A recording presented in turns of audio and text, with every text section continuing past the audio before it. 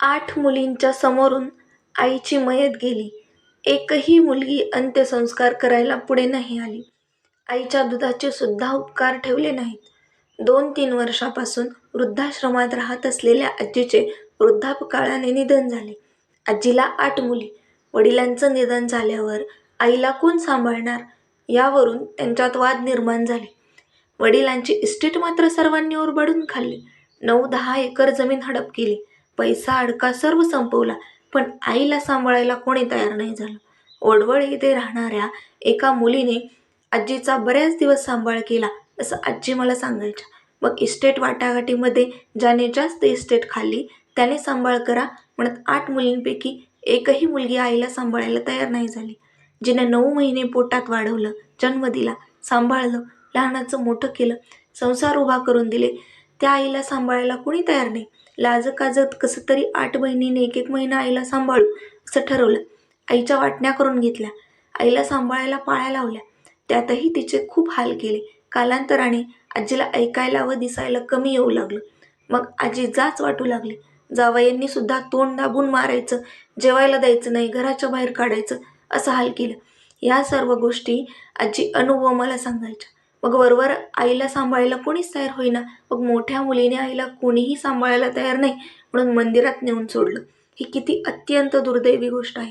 आईच्या आणि मुलीच्या नात्याला काळमा फासणारीच घटना म्हणावी लागेल.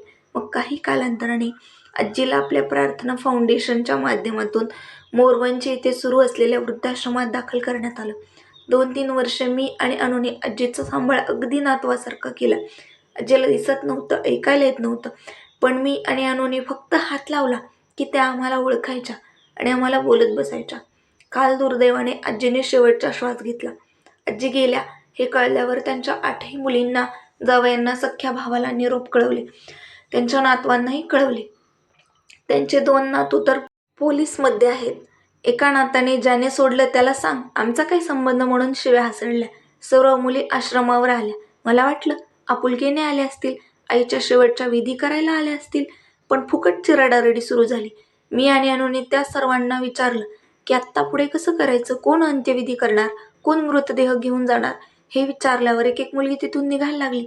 कोणीही अंत्यविधीची जबाबदारी घेण्यासाठी तयार होईना. निम्म्या मुली निघून गेल्या, राहिलेल्याही तयार होईना. जबाबदारी घेणार कोण यावरून एकही मुलगी अंत्यसंस्कार करायला तयार झाली नाही. शेवटी जबाबदारी म्हणून, संस्था म्हणून आम्हीच अंत्यसंस्कार करण्याचा निर्णय घेतला आणि मुलींच्या डोळ्यादेखत आम्ही आजीची मयत घेऊन सोलापूरला आलो. रीतसर सर्व गोष्टी करून त्यांचा अंत्यसंस्कार मोदी स्मशानभूमीत पार पडला. पण एकही मुलगी, जावई, सख्खा भाऊ, नातू कोणी आमच्यासोबत आलं नाही.